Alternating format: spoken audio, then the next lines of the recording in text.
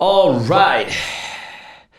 Welcome to the Broskiedoodles Podcast, the best podcast in all the land. It's your boy KIKO Flow, Kiko Cervantes, like every week, bringing the motherfucking fire, clapping cheeks. It's 2022, baby. Let's get this fucking bread and let's make this shit happen. Thank you for joining us again, Adrian. You are pretty much our correspondent here from the U.S. You might be seeing him in a lot of episodes. He had to stay longer in my country for COVID. And you can't stay here and not work. You got to put in the work. So he's putting in the work. This is part of it. No, and I thank you for coughing in my face as soon as I arrived to ensure that I got COVID so that I can be part of the podcast. If not, for longer. It wouldn't have been made possible if not for that little hiccup that we had. But I'm glad that I'm here. Super spreaders, hashtag. So one thing we've been meaning to talk about for a while is this fucking little new things out there. NFTs. Non-fungible tokens, right? I've already had an episode about cryptocurrencies in the past. We might have new ones. People know how I feel about cryptocurrencies. In general, I think cryptocurrencies, you can make money with them. But essentially, beneath all of it, I don't think there's that much value except the technology behind it. The technology that we can use to keep track of transactions and shit. I think that's valuable, but I don't see where some imaginary thing has value like gold or like commodities, right? I'm not gonna get into that, but it is related to NFTs, right? And NFTs, at the moment, a lot of them are like art, right? It's like a little art thing, like a little picture or a GIF that you own. A little digital piece. So I guess the relationship between crypto and NFTs is that you can buy the NFTs through the cryptocurrencies. You can't buy it with your hard-earned dollar. Right. You have to put your dollar into a platform to get that converted into a cryptocurrency and then use that cryptocurrency to be able to play into the NFT world. And all these NFTs are on different platforms. Like the main one is OpenSea, where OpenSea has a library full of NFTs that people are creating. How the fuck they put them onto those platforms is way beyond me. I'm not sure how that works. Like the other day we were telling our cousin Alejandro, who draws a lot and draws very well, to create something and see if he can create like a collection and then turn that into an NFT. But I don't know how you go from something that's drawn physically and turn it digitally. I'm not sure. Mm-hmm. But yeah, man, I don't see the value in these NFTs. I don't. Besides the hype that's going into it, and like everything, if there's a lot of demand on something, the price is gonna skyrocket, right? And I think that's where we're at now. But eventually, I feel like it may get to a point where people have so many of it, and the hype drives down, that the cost is gonna inherently go down, and then people are gonna be stuck holding the bag, wondering what the fuck. Okay. Now, before we started this podcast, you mentioned like, man, I don't really know much about it. And so I don't want to really go out there like I know things. And here, we have no problem disclaiming that we're fucking retards. I do it very often. So we're here talking from a retard mentality. We don't know the ins and outs of it. But just logically, from the things that I do know, I give my opinion, And I have a lot of friends that are into cryptocurrencies and NFTs, good friends. And I'm sure if they see this, they're going to think the classic thing that they think whenever I talk about this. And it's like, bro, it's just you don't get it. You don't see it. You don't see it, bro. You don't get it. Like, your IQ is right below the line where you can see it. Right? You got one more point, Kiko. Just one more. 1.2, maybe. You see it, but you cannot see it. Take the test again. Maybe. Maybe. Read. I don't know. I can't help you now. It's like in the Matrix. If you're in the Matrix, there's no way to get out of it unless you're Neo, right? You're in it. You don't see anything else. You don't know any better. Yeah, and you're not Neo. And I'm not Neo. That's what your friends are telling you. That's what my friends are telling me. Kiko, you don't... And that's cool, man. I respect... And I'm cool with not agreeing with everything, with everybody. I don't have to agree with everything. I still love you. But I know that when they're listening, they're looking at me like, you wouldn't understand. That's fine. And that's fine, right? But I'm still going to give you my opinion on this shit. Especially the NFTs, because this is when it fucking flips my brain. They're making art that's digital. Digital art is not a new thing. You've been able to make people draw on tablets and you make digital art. You can copyright those images because I copyright music. And on the same website for the US government, you can copyright art. You can copyright poetry. right? So you can copyright an image, even if it's a digital image. That already exists. And you can sell that image to somebody, and that person would own that image and make them the sole owner of that image. And you can sell that image to somebody, and whoever buys it has the full rights to use that image anywhere, and has the right to withdraw anyone from using that image without their consent, and even sue them, right? So that exists. When we started this podcast, you're like, I don't really know much about it. And then right before we started, you're like, I mean, I own like 32 NFTs. And I'm like, this motherfucker like, doesn't know anything. I mean, very humble guy, right? Owns NFTs. But well, I don't understand the technology behind it and how it works and how it interacts with the blockchain.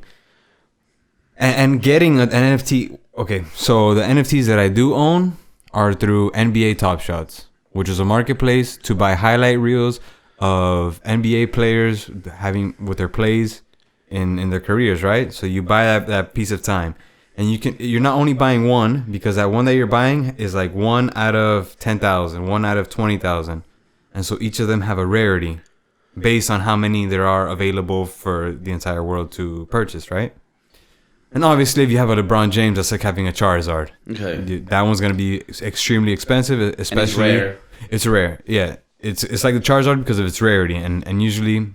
LeBron James is released like in a certain legendary pack that shows like a play that he did in the finals. Okay. But yeah, the value in all these things are all driven by hype. There's nothing more. Because in your case, the ones that you own, so you don't go to OpenSea, this platform. You go to another platform. I go to this platform that's called NBA Top Shots. Okay, right? And I'm guessing they have the license to use this thing. Yeah, they worked out a deal with the NBA. To take this footage, and then I don't know how they merge with the blockchain technology to be able to you put in your credit card, and then you get, I think it's they use Ethereum, right, to then buy that and whatever. It goes into your account, and to withdraw, it's a whole mission. To this date, I had to sell. Like if you wanted to sell it, you can sell it to other people, but then to withdraw that Ethereum to get it to your bank account, it's a whole process. Oh, really? So I haven't even gotten to that part yet. I've just had a lot of things sitting there because my idea is that eventually this is going to open up to different markets, and then the price is going to pop up. Okay, so the IRS, if you need to look at this motherfucker. He doesn't want to withdraw shit yet. So it's actually amazing. I mean, I'm pretty sure if my crypto friends are hearing this, they're gonna be like, retard. Going from Ethereum to fiat currency is super easy. So I mean, what is the process? Well, they have their own payment software that they work with. The Dapper, there's the one that you give your credit card information to. They do the conversion, and then you buy it. It's just when this came out, because it's still in its beta form, like they put limitations on as to how much you can take out and when you could take out. So I just haven't looked at the app that much. Okay, but it's not as easy as boom boom and the money's there. Right. It takes time. It takes some time. Okay. In the case of the NFTs that you own, they're not pictures, but they're more like GIFs, right? Because they show like a little play of the guy running and then dunking, for example, or making a nice play. But you tell me that you don't, on the NFT world, you don't own that exclusively because there's like, for example, you showed me one that there were 10,000 copies of it. Yeah, and the way that this one works specifically, that same highlight reel is created X amount of times, and that attributes to its rarity. Of course, if there's 1 out of 20,000, then it's an uncommon. If there's 1 out of... It's common, you mean? Right. Like if 20,000 of them exist, that would be... Yeah, I was just thinking of like, wow terminology. Like uncommon, common, rare, you know. Well, anyway, yes, you're right. If there's so many of them, they're common. And then it was 1 out of 500 is rare. 1 out of 100 is... super rare. Epic. And then 1 out of 10 is legendary. Okay. So that's how their rarity is and their worth is calculated, right? Okay. And because this is the thing that fucks with me, and with the art and this, do you own that clip? Like, if you wanted to use that clip on like a video or sell it, like, do you own it? I don't think you do, right? So what is it that you really own? Like, how do you access it? You go into the app, the Top Shops app, and you have a library of all your little NFTs? Yeah, you go to your collection and you have a gallery. Like, Let's say I open up a museum and I have a whole wall full of all of these moments. They call them moments that I own. And you can open those moments or that app in your computer, in your phone. Yeah. Okay. Can you flex with this? It's part of it. Like, for example, we went to the museum recently and we saw badass paintings. We didn't even know we liked art. Now we're art enthusiasts. And when you saw a painting, you're like, damn, it transmits something.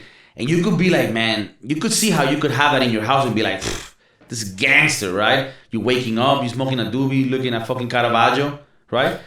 And you can, what's the word? Flex? Front? Flex, okay. We had an episode on slang, so we're still like, I'm still trying to learn them. So, how do you do, like, what's the value that you find in these things? The value that I find in it is the value that everybody else may potentially have in it. Right now, everything is so early that you're just hoping that everyone is riding the wave and driving the price up. And then you just get out. Besides you hoping that it will go up in price, does it give you any happiness having them?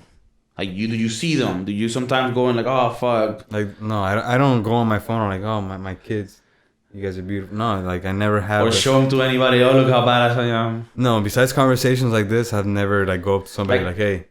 Have you like gone to a chick, right, to a girl, and trying to play a game like, yo, and accidentally go there like, oh fuck, that's my LeBron James. Oh, that's my LeBron James, and she'd be like, oh damn, that's only worth $5,000. And she's like, oh, is that 1 out of 10? Oh my god, like, cause this is the thing, like. Again, my crypto friends, they're gonna listen to me and be like, you fucking retard, you don't get it, this is the future. But I'm a person that's practical. I look at things and value them by the use that they give me, right? By the, whatever they can provide me, make my life easier, better, or more enjoyable. If I have a painting, like you can see here, I have a few paintings. These are all like prints.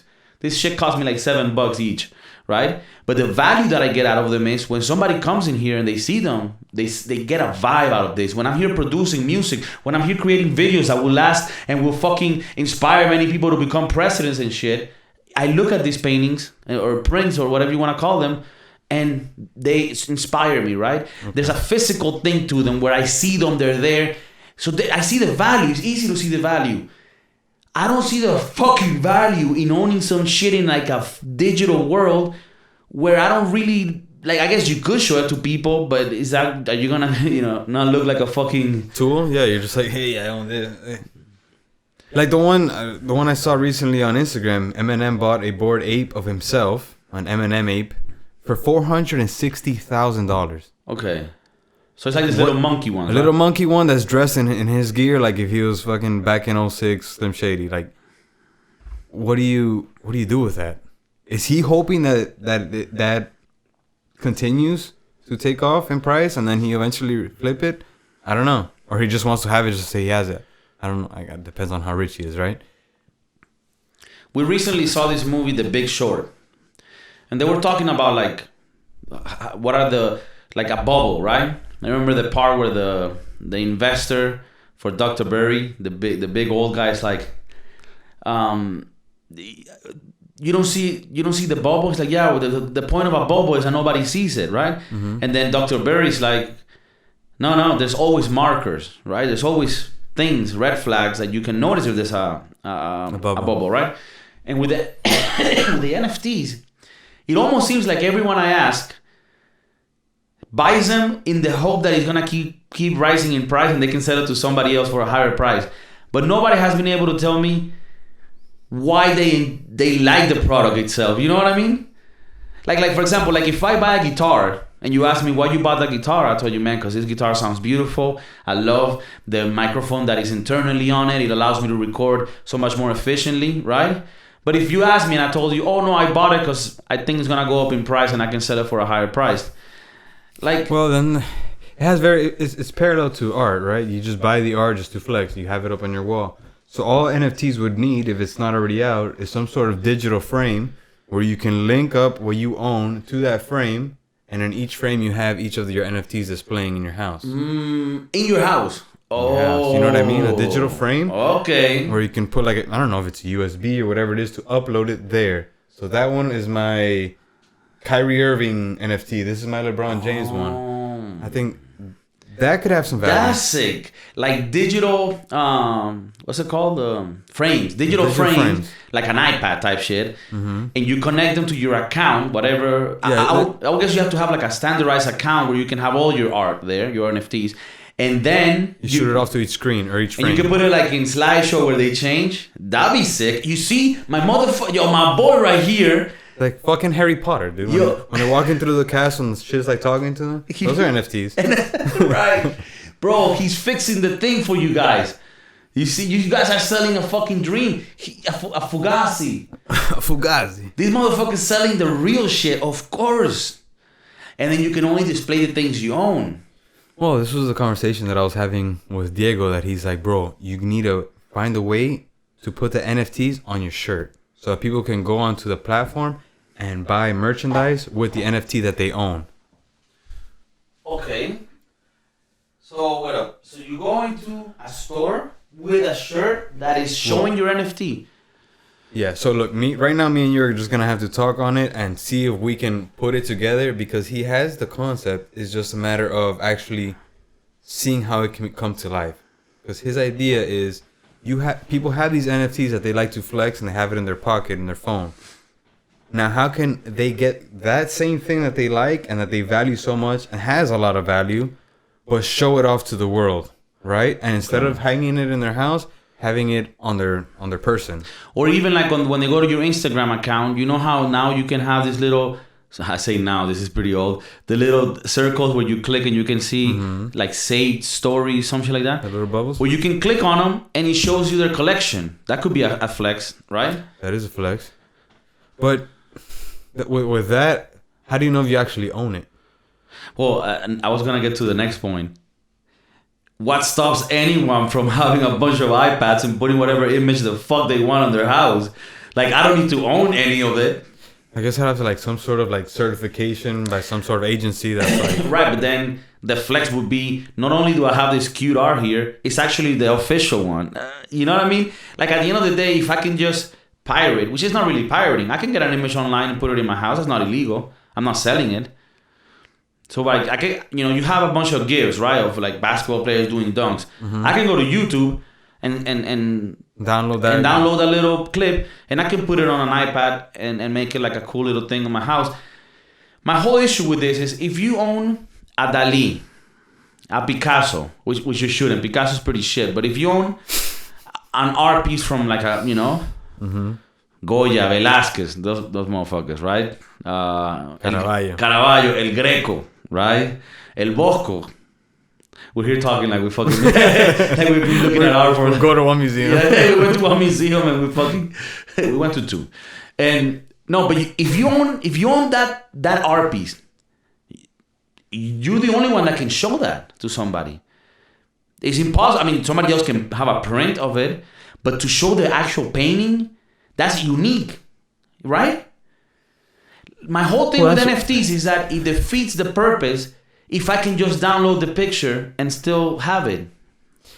Okay, well, let's say I draw something fire. I draw this crazy ass ape that's fucking another ape. I don't know, whatever. This cool little design, right? And then that becomes an NFT that sells for $1 million. Somebody buys that $1 million ape, and then they put that one on their wall digitally. You're saying somebody can just rip that off and draw it themselves and then put that and replicate that and put it on their own wall without any repercussion? Yeah. Well, there's got to be laws in place that I don't know if they've even been created yet to stop that sort of thing from happening. But the thing is, like, there's already laws that stop you from using a picture on a commercial thing. But there's no laws, and I don't think they should have. I mean, like, how are you going to police that? You feel me? Like, anyone, like, bro, you can print something from online and put it in your house. Nobody can stop you from doing that. So you just can't resell it. Because, like, I can print the Mona Lisa, make it all nice, put it in my house, and I can tell everybody that's the real shit. I just can't resell it. Right. Faking that because it's obviously a bullshit. Right, so my whole thing with this is, okay, Eminem, right? He had that little ape that he bought. Mm-hmm. I think he put it on his Instagram, right? Yeah. Okay, I could go take a screenshot of it, edit it, and I put it in my house. I don't own it, but I can enjoy it. So what did he pay $440,000 for?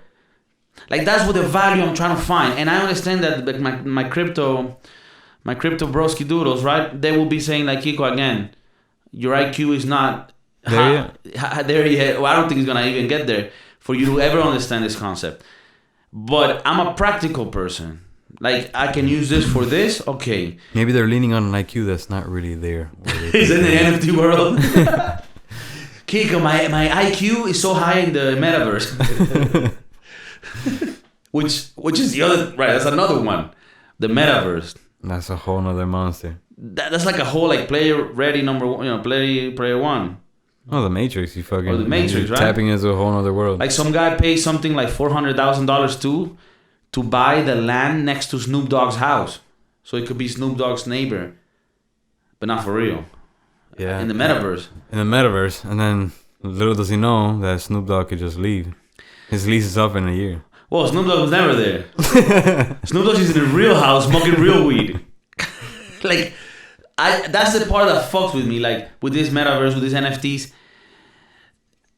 I don't know. Do you think we will get to a point where we just value the digital world so much that we would pay for things inside it?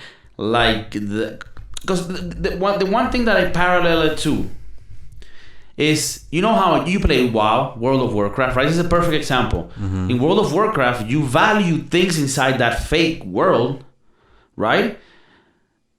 Like you buy armor, you buy, things like that. And people spend real money on that, right? Yeah.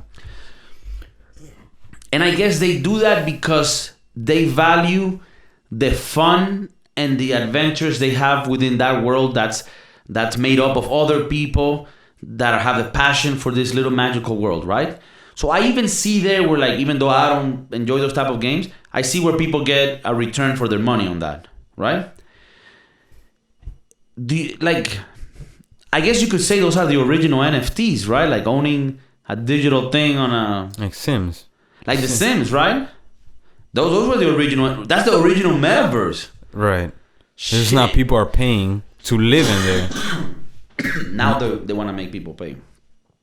Yeah, because you have to... How do you even tap into it? You have to get an Oculus and then on tap... the metaverse? To get to meta, yeah. Yeah, and like I want a thing for your dick. Shit, I don't want to go in the metaverse if I don't have something attached to my penis.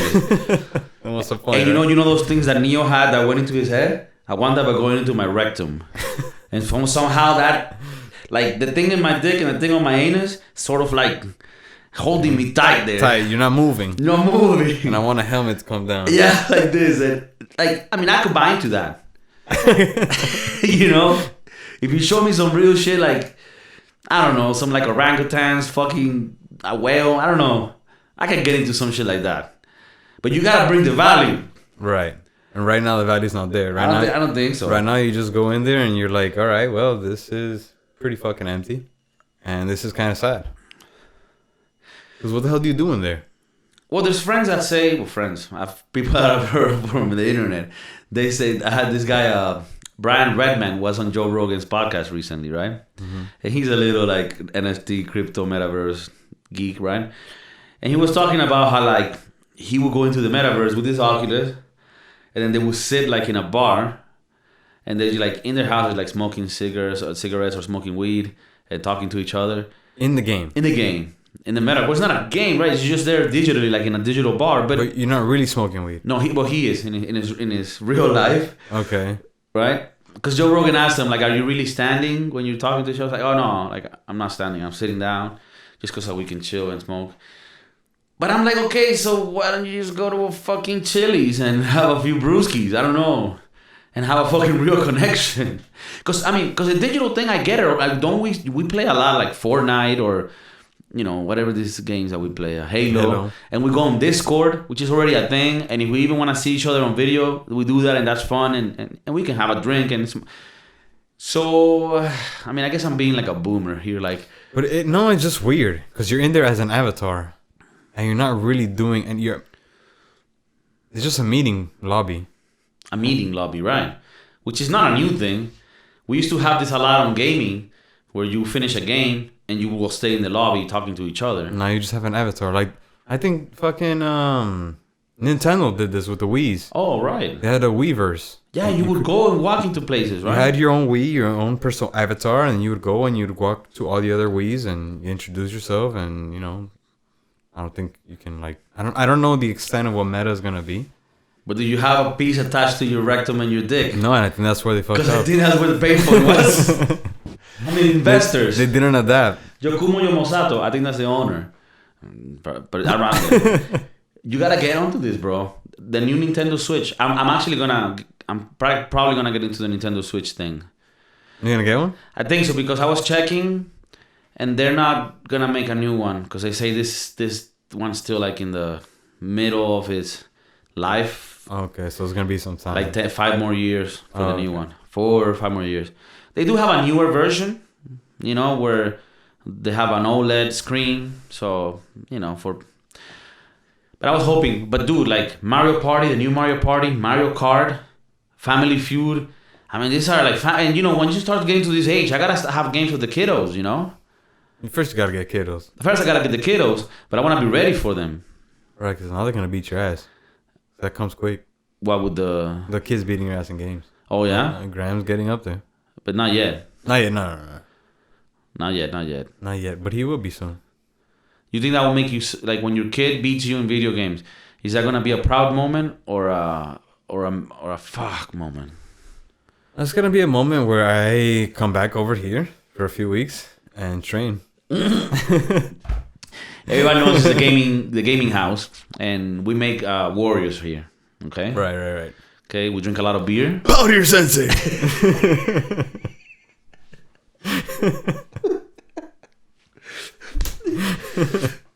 Okay. I don't know why I got into Nintendo Switch. I think it's a great game. I really do. I mean, it's a great family game. They have a lot of platformer games that I like, and if you have the little thing, I could take it places. It's cool. Yeah, you ride on the metro. You play on the metro. I think I'm gonna get into the fucking groove. It's cool. I wish I would have taken it from Grams to come over here, because on the plane I would have played. Okay. And if I get it, can we play? Yeah. Can you play like Mario Party? Online, that one I'm not so sure. I know we could play Super Smash Brothers together. Okay, and Mario Kart. We've done that. Mario Kart. I just don't know how that works, because their online interface kind of weird. Because you can match with the person, but then there's no option to speak to them. You can't like join a party. You both have to put in the same code. I guess it prevents like pedophiles from like entering the game. Oh, you think that's what? Okay. I guess. I don't know what other reason. Right. Because Sony and Xbox, they're pretty on that shit. That you can have a whole like a chat friends room list and all that. You still have a friends list there, but like you could just see what they're playing. You cannot actually join their game. You need to like put in the same access code. And you need to like have spoken outside of the game. Right. To like say, okay, I'm gonna create a game. This is a code. Yeah, I think Chris Hansen was the one who developed their interface. Chris Hansen. They interviewed him recently on like some show, and that dude like cheated on his wife. Was a little, I mean, not a pedophile, but he did his dirt. Just the irony of him cheating on his wife. The irony of him just being so morally, and then the motherfucker's like, yeah, little dog. He's a little dog. Of course, dude. Well, we're going to cut it there with the NFTs. Again, my friends that love NFTs and cryptocurrencies, please write a comment shitting on my face and telling me all the things that I don't understand. Because I am interested. I want to know your arguments. And I really want to know when this whole shit falls, how much you lost. Please say it. Switch. If you guys know a little bit about the Nintendo Switch, if it allows us to play together, if I can somehow let it know that I'm not a pedophile, it can allow me to play online. I just want to clap some cheeks. I mean, game, metaphor. Right. Not actually clap your cheeks. Right, because then that would put me in the trouble of why they created this technology in the first place. Right. All right, guys, take it easy. Fucking subscribe, share the thing. Be nice, leave comments. Don't be a fucking, don't fucking be a ghost where you see it and you leave. No, make yourself fucking known. You invested the time, just press like. Just like. Press subscribe. Subscribe and share it. Not much. Peace.